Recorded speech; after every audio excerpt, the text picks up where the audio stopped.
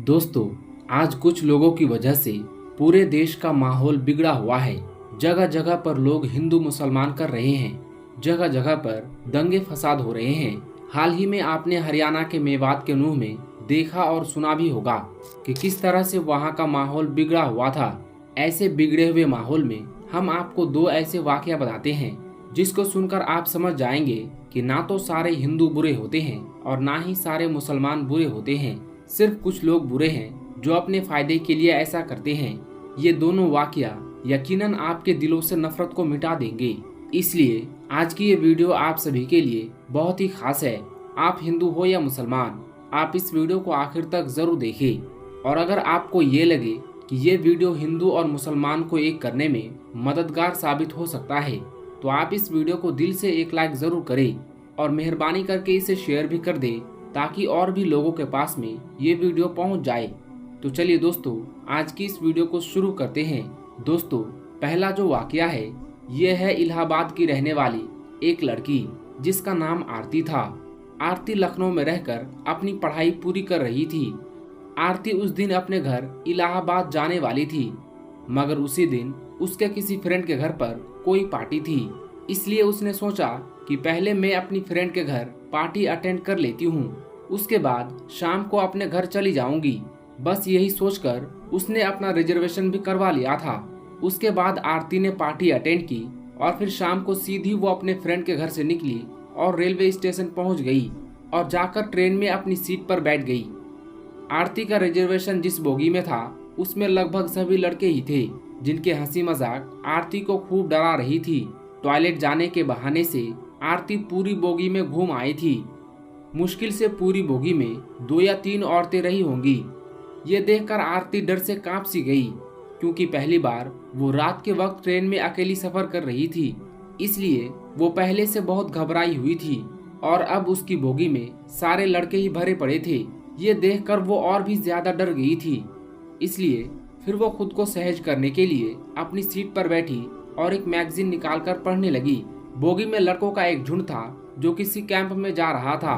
उनकी हंसी मजाक और उनके चुटकुले आरती को और भी ज्यादा डरा रहे थे। आरती के डर और भी बीच रात धीरे धीरे गुजरने लगी, मगर आरती अभी भी कांप रही थी। ये देखकर अचानक सामने की सीट पर बैठे लड़के ने कहा, हेलो, मेरा नाम अनिल है और आप तो डर के मारे पीली पड़ चुकी हो। तो आरती ने धीरे से कहा, हाँ। तो वो लड़का कहने लगा, जी कोई बात नहीं, अगर आप अपना नाम बताना नहीं चाहती हो तो मत बताइए, मगर वैसे आप जा कहाँ रही हो? तो आरती ने धीरे से कहा कि इलाहाबाद जा रही हूँ। इतना सुनते ही लड़के ने कहा, क्या इलाहाबाद? अरे वो तो मेरी नानी का घर है, इस रिश्ते से तो आप मेरी बहन लगी। फिर खुश होते हुए अनिल ने इलाहाबाद की अनगिनत बातें बताना शुरू कर दिया कि उसके नाना जी काफी नामी इंसान हैं, उसके दोनों मामा सेना में बहुत ऊंचे पद पर हैं। इस तरह से वो नई पुरानी बातें करने लगा। आरती भी धीरे धीरे नॉर्मल होकर अनिल की बातों में रुचि लेने लगी। आरती रात भर अनिल जैसे भाई के साए में सोती रही। सुबह आरती ने कहा, लीजिए आप मेरा पता रख लीजिए, अगर कभी नानी के घर आना हो तो आप हमारे घर जरूर आइएगा। तो ये सुनकर लड़के ने कहा, कौन सा नानी का घर? अरे बहन, वो तो मैंने आपको डरते हुए देखा तो मैं झूठ मूठ के रिश्ते करने लगा। मैं तो पहले कभी इलाहाबाद गया ही नहीं। ये सुनकर आरती चौंक उठी। तो लड़के ने कहा, बहन ऐसा नहीं है कि सभी लड़के बुरे होते हैं, कि किसी अकेली लड़की को देखा नहीं कि उसके ऊपर गिद्ध की तरह टूट पड़े। हम में ही और भी भाई होते हैं। इतना कहकर प्यार से आरती के सिर पर हाथ रखकर मुस्कुराने लगा। आरती अनिल को देखती रही जैसे कि उसका कोई अपना सगा भाई विदा ले रहा हो। आरती की आंखों में आंसू आ गई। तभी अनिल ने आरती से कहा, हाँ बहन, मेरा नाम अनिल नहीं है, मेरा नाम रियाज है। ये सुनकर आरती और भी ज्यादा हैरान रह गई। दोस्तों, ये तो हो गई एक लड़की की बात। अब आपको एक मुस्लिम लड़के का वाकया बताते हैं जिसको सुनकर आपका दिल भी खुश हो जाएगा और आपके दिल से नफरत खत्म हो जाएगी। दोस्तों, अब हम आपको जो वाकया बताने वाले हैं ये वाकया गुजरात दंगे का बताया जाता है। कहा जाता है कि 27 फरवरी 2002 को दिन के वक्त एक ट्रेन में आग लगने की वजह से हिंदू मुसलमान के बीच में लड़ाई शुरू हो गई, जो रात तक बढ़ते बढ़ते बहुत ज्यादा बढ़ गई थी। फिर रात के वक्त लोग टोलियों की शक्ल में सड़कों पर घूमने लगे और बेकसूर लोगों पर हमला करने लगे। उसी रात गुजरात के अहमदाबाद शहर में एक हिंदू लड़की अपने घर जा रही थी। इसी बीच उसने देखा कि सामने से सैकड़ों की तादाद में लोग अपने हाथों में तलवार लिए और शोर शराबा करते हुए आ रहे हैं। ये देखकर वो हिंदू लड़की बहुत घबरा गई और इधर उधर भागने लगी। वो बहुत से घरों में गई, मगर ऐसी हालत में किसी ने भी अपने घर का दरवाजा नहीं खोला। ऐसे में वो लड़की बहुत ज्यादा डर गई थी। फिर वो भागते भागते हड़बड़ाहट में एक मस्जिद में दाखिल हो गई। यानी कि फिर वो धोखे से एक मस्जिद में घुस गई और एक कोने में छुपकर खड़ी हो गई। मस्जिद में दाखिल होने के बाद उस हिंदू लड़की ने देखा कि मस्जिद के दूसरे कोने में एक जवान मौलवी बैठा हुआ कुरान पाक की तिलावत कर रहा है। यानी कि एक चिराग की रोशनी में एक मौलाना कुरान पढ़ रहा है। मौलवी को देखकर फिर वो लड़की उनके पास में गई और उनको बाहर का सारा माजरा बता दिया। यानी कि उस मौलवी को सब कुछ बता दिया कि वो ऐसे ऐसे अपने घर को जा रही थी, मगर उसके सामने दंगाई आ गए, इसलिए वो डर के मारे यहाँ पर आकर छुप गई है। फिर वो हिंदू लड़की मौलाना के सामने हाथ जोड़कर कहने लगी कि आप मुझे बचा लीजिए, आप मेरी हिफाजत कीजिए। अगर मैं इस वक्त यहाँ से बाहर गई तो बाहर खड़े दंगाई मुझे मार डालेंगे। अभी बाहर के हालात बहुत ज़्यादा खराब हैं। ऐसे माहौल में अब मैं अपने घर को नहीं जा सकती हूँ, इसीलिए मैं रात भर यहीं रहकर गुजारना चाहती हूँ। फिर वो हिंदू लड़की हाथ जोड़कर मौलवी से कहने लगी कि मैं आपके सामने हाथ जोड़ती हूँ, आप मुझे रात भर यहाँ पर रुकने की इजाज़त दे दीजिए। लड़की की इन बातों को सुनने के बाद मौलवी साहब उठे और मस्जिद के दरवाजे पर गए और बाहर के हालात को देखने लगे। मौलवी साहब ने देखा कि बाहर के हालात वाकई में बहुत ज्यादा खराब थी। सैकड़ों की तादाद में लोग हाथों में लठ लिए इधर उधर घूम रहे हैं और बहुत से लोग हाथों में तलवारें लिए मस्जिद के बाहर खड़े हुए हैं। ये देखकर मौलवी साहब भी बहुत डर गए। उन्होंने मस्जिद का दरवाजा बंद किया और अंदर जाकर उस लड़की को मस्जिद में रुकने की इजाजत दे दी। अब वो लड़की वहीं मस्जिद के दूसरे कोने में जाकर बैठ गई और मौलाना साहब फिर से कुरान पाक पढ़ने में मशरूफ हो गए। यानी कि कुरान पाक को पढ़ना शुरू कर दिया। उस मौलाना के सामने एक चिराग रखा हुआ था जो जल रहा था। अब इधर वो लड़की मस्जिद के दूसरे कोने में बैठकर मौलाना साहब को देख रही थी। तभी उस लड़की ने देखा कि मौलाना साहब ने कुरान पाक पढ़ने के दौरान अपनी एक उंगली को उस चिराग में डाल दिया और अपनी उंगली को जलाने लगा। फिर थोड़ी देर के बाद मौलाना ने वापस अपनी उंगली को चिराग से बाहर निकाला और फिर से वो कुरान पढ़ने लगे। थोड़ी देर के बाद में लड़की ने फिर देखा कि वो मौलाना साहब फिर से वही काम करने लग गए हैं। यानी कि उन्होंने फिर से अपनी उंगली को चिराग में डाल दिया और थोड़ी देर जलने के बाद उन्होंने वापस अपनी उंगली को बाहर निकाल लिया। मस्जिद के दूसरे कोने में बैठी वो हिंदू लड़की ये सारा माजरा अपनी आंखों से देख रही थी। ये देखकर वो लड़की हैरान और परेशान हो गई और सोचने लगी कि ये मौलाना साहब कहीं पागल तो नहीं हो गए हैं जो बार बार अपनी उंगली को आग में जलाते हैं। खैर दोस्तों, फिर ऐसे सोचते सोचते उस लड़की की आंख लग गई, यानी कि उसको नींद आ गई और फिर पूरी रात निकल गई और सुबह हो गई। सुबह वो मौलाना उठे और मस्जिद के दरवाजे पर गए और उन्होंने बाहर के हालात देखे। मौलाना साहब ने देखा कि उस वक्त बाहर कोई भी दंगाई नहीं था, यानी कि सारे दंगाई वहां से जा चुके थे। फिर वो मौलाना उस लड़की के पास गए और कहने लगे कि बहन उठो, हमारे नमाज का वक्त हो गया है। अभी थोड़ी देर के बाद ही यहाँ पर बहुत सारे नमाजी आने वाले हैं, इसलिए अब तुम्हारा यहाँ पर रुकना मुनासिब नहीं है, क्योंकि अगर लोगों ने तुमको यहाँ पर देख लिया तो लोगों में बदगुमानी पैदा हो जाएगी, लोगों में एक डाउट पैदा हो जाएगा। इसीलिए अब तुम जल्दी करके यहाँ से चली जाओ। और मैंने बाहर जाकर देख भी लिया है, अभी बाहर के हालात नॉर्मल हैं, बाहर का रास्ता भी साफ हो चुका है। अब आप आसानी से अपने घर को जा सकती हो। आओ, अब मैं तुमको बाहर तक छोड़ देता हूँ। ये सुनकर उस लड़की ने कहा कि अगर बाहर का रास्ता साफ हो चुका है तो मुझे जाने में कोई हर्ज नहीं, मगर मैं जाने से पहले आपसे एक बात जरूर पूछना चाहूंगी। मैं आपसे एक सवाल करना चाहती हूँ, पहले आप उसका जवाब दीजिए। ये सुनकर मौलाना साहब कहने लगे, पूछिए बहन, क्या पूछना चाहती हो? तो वो कहने लगी कि मौलाना साहब मुझे ये बताइए कि आप रात भर अपनी उंगली को चिराग में जलाने की कोशिश क्यों कर रहे थे? ये सुनकर मौलाना साहब कहने लगे, बहन इस बारे में आप ना ही पूछो तो अच्छा है, क्योंकि ये मेरा जाती मामला है, इसलिए मैं इसके बारे में आपको नहीं बता सकता। तो ये सुनकर वो लड़की कहने लगी कि जब तक आप मुझे इसके बारे में नहीं बताएंगे तब तक मैं यहाँ से वापस नहीं जाऊंगी। इसीलिए फिर मौलाना साहब को इसके बारे में मजबूरन बताना पड़ा।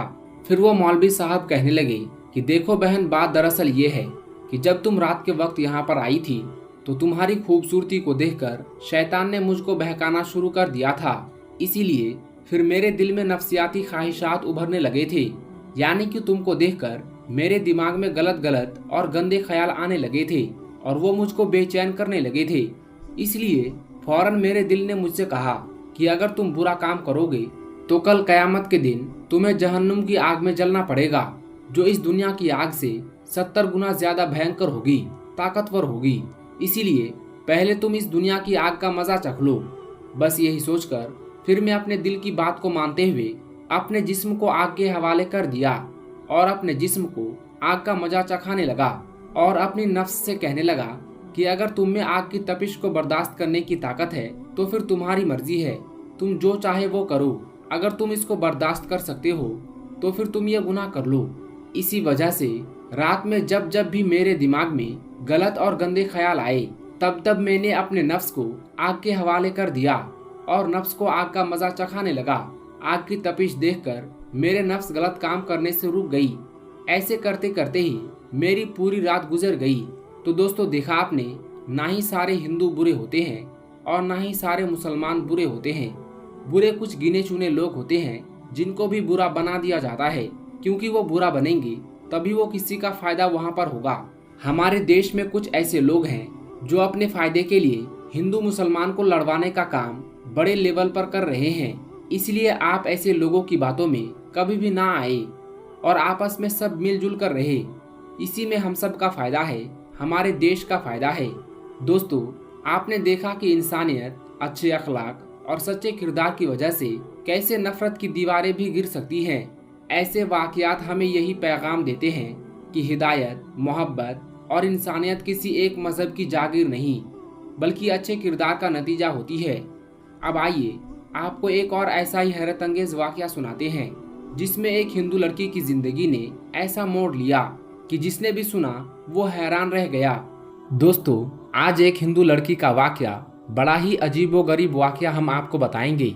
वो हिंदू लड़की जिस वक्त उसके शौहर को ये बात मालूम हुई कि उसकी बीवी एक मुसलमान है, यानी उसने इस्लाम को अपनाया है, तो उसके शौहर ने उसके साथ क्या किया, जब आप सुनेंगे तो हैरान रह जाएंगे। दोस्तों, आपको पहले ही बता दें कि यह वाकया उत्तर प्रदेश के एक छोटे से गांव का सच्चा वाकया बताया जाता है। जी हाँ, वही उत्तर प्रदेश जहां के मुख्यमंत्री योगी आदित्यनाथ हैं। और ये वाकया आपको इबरत के तौर पर बताया जा रहा है जो सच्चा है, जिसको सुनकर आपका दिल भी खुश हो जाएगा। इसलिए आप इस वीडियो को लाइक करें या ना करें, बस वीडियो को आखिर तक जरूर देखें। दोस्तों, ये वाकया उत्तर प्रदेश के एक छोटे से गांव का बताया जा रहा है। यहाँ पर एक हिंदू और मुस्लिम का घर पास पास में था। हिंदू के घर में एक 5 साल की बच्ची थी और वो पास ही अपनी सहेली के घर में जाया करती थी। जिस तरह आम घरों के बच्चे अपने आसपास खेलने जाया करते हैं, वैसे ही ये बच्ची भी अपने पास के घर में खेलने जाया करती थी। ये बच्ची जिस बच्चे के साथ खेलने जाया करती थी वो मुसलमान थी और उसकी माँ अपने घर में बच्चों को कुरान मजीद सिखाया करती थी। इसलिए जब भी उसकी वालिदा बच्चों को कुरान पाक सिखाने के लिए बुलाती तो वो हिंदू लड़की उसके साथ यानी पास में बैठ जाया करती थी। दोस्तों, धीरे धीरे उसका भी मन पढ़ने में लग गया। एक दिन उसने अपनी सहेली के माँ से कहा कि अम्मा, मैं भी पढ़ना चाहती हूँ। अब सहेली के माँ ने साथ में उसे भी पढ़ाना शुरू कर दिया था। हिंदू लड़की ने धीरे धीरे कायदा पढ़ना सीखा, फिर बाकायदा कुरान मजीद भी अपनी सहेली के साथ पढ़ना शुरू कर दिया। उस बच्ची ने अपने माँ बाप को इसके बारे में कुछ भी नहीं बताया, यानी कि इस बात से उसके घर वाले अनजान थे। जब मुस्लिम लड़की ने कुरान पाक मुकम्मल पढ़ना सीखा तब तक ये हिंदू लड़की भी पूरा कुरान मजीद पढ़ना सीख गई थी। दोस्तों, उसके बाद एक ऐसा वक्त आया कि वो बच्ची जवान हो गई। माँ ने उसकी शादी एक कट्टर हिंदू नौजवान के साथ में तय कर दी। वो इतना ज्यादा कट्टर था कि मुसलमानों को देखना तो दूर की बात थी, मुसलमानों से बात करना भी पसंद नहीं करता था। अब उस लड़की की शादी होने लगी। एक दिन वो लड़की अपनी मुस्लिम सहेली की वालिदा के पास गई और उसको कहने लगी कि मैंने आपसे पूरा कुरान पाक पढ़ना सीख लिया है और मैंने दिल ही दिल में कलमा भी पढ़ लिया है, मगर मैं इसके बारे में अपने घर वालों को कुछ भी नहीं बता सकती। अगर मैंने उसको बता दिया तो वो लोग मेरा कत्ल कर देंगे। अब मेरी शादी भी एक ऐसे इंसान के साथ होने वाली है जो मुसलमानों को देखना भी नहीं चाहता। अब आप ही बताइए कि मैं क्या करूं। ये सुनकर उसकी सहेली की वालिदा ने कहा कि बेटा, अगर तुमको कुरान पाक से सच्ची मोहब्बत है तो अल्लाह तबारक व ताला पर भरोसा रखो। अल्लाह रब्बुल इज़्ज़त तुम्हारे ईमान को ज़ाया होने से ज़रूर बचा लेगा। चुनांचे उस उस्तादनी ने उसकी शादी का तोहफा तैयार किया और उस तोहफे में कुरान मजीद भी रख दिया। जब तोहफा दिया गया तो उसने हिंदू लड़की की माँ से कहा कि इसकी पैकिंग हमने बहुत खूबसूरत करवाई है। हमारा दिल चाहता है कि ये तोहफा बच्ची यहाँ ना खोले बल्कि अपने ससुराल में जाकर खोले। तो माँ बाप ने इस बात को मान लिया। चुनांचे इस तरह वो लड़की रुखसत होकर अपने ससुराल में पहुँच गई और कुरान पाक अपने साथ ले गई। उसने घर में पहुंचकर कुरान पाक खोला। लड़की ने वहां जाकर उसको कहीं सामान में छिपा दिया। अब उसका शौहर जब ऑफिस चला जाता तो वो घर पर अकेली होती थी और कुरान को निकालकर रोजाना पढ़ती थी और शौहर के आने से पहले पहले उसे छुपाकर रख देती थी। कई साल उसने इसी तरह से गुजार दिए, यहाँ तक कि वो हामिला यानी प्रेग्नेंट हो गई। अब वो सोचती है कि मैंने अपने ईमान को छुपाया हुआ है, शौहर घर पर नहीं होता है तो कुरान पाक पढ़ लेती हूँ। अगर मेरा बच्चा पैदा हुआ तो मेरे बच्चे के ईमान का क्या बनेगा।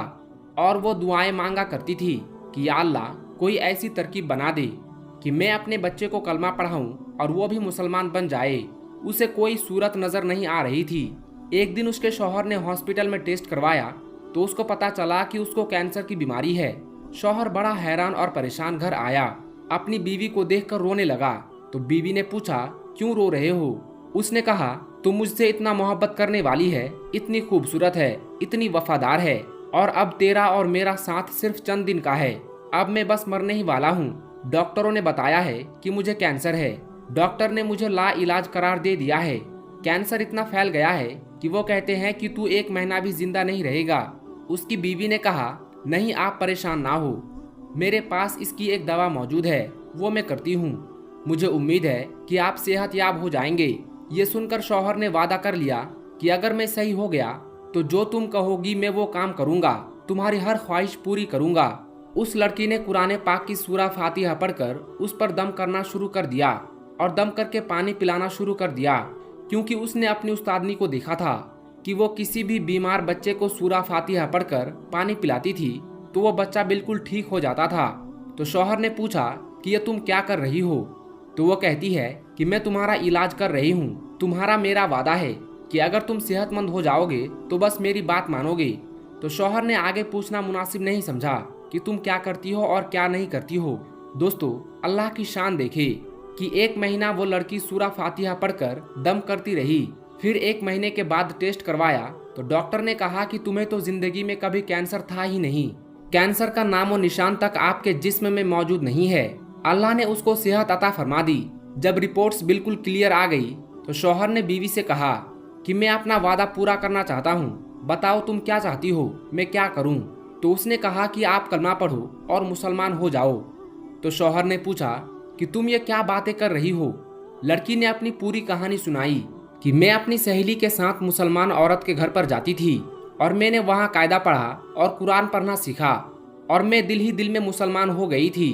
और जब आप ऑफिस चले जाते तो आपके पीछे मैं कुरान पाक की तिलावत करती थी और मैं दुआ करती थी कि अल्लाह करे कि आप भी मुसलमान बन जाए और मेरे होने वाली औलाद भी मुसलमान हो जाए।